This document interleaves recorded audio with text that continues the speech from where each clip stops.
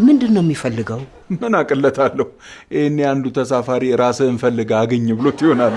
ታዲያ የመኪናውን ኮፈን ከፍቶ አይፈልገውም እንዴ? ምን እየፈለክ ነው? አንተን እኮ ነው የማናገረው። ምን እየፈለክ ነው? እኔ እንጃ ምን ልፈልግላችሁ። ለነገሩ ልክ ነህ እኮ የእውነት በጣም ዕውቁና ምሁሩ ፈላስፋ የሆነው አብራሞቪች ምን እንደሚል ታውቃለህ? ትፈልጋላችሁ ግን ምን እንደምትፈልጉ አታውቁትም ይላል። ትክክል ነው እንዴ? ቀልባችንን ያስከው እኮ ፍሬን መስለኝ ነው። ግራ ገብቶኝ እኮ ነው። በእናታችሁ የሆነ ስራ ፈልጉልኝ።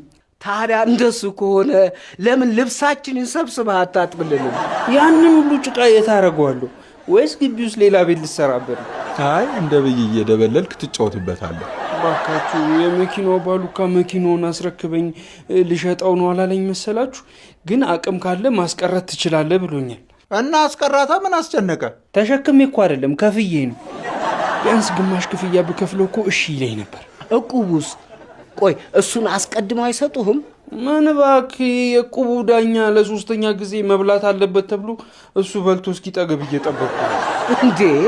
ዱቤ ነው እቁብ ነው የምትጥለው? ምን አቅለታለሁ? የምንጥለውን ሁሉ ይታቀፈዋል። ፈልፍሎ ሊሰጠን ነው መሰለኝ።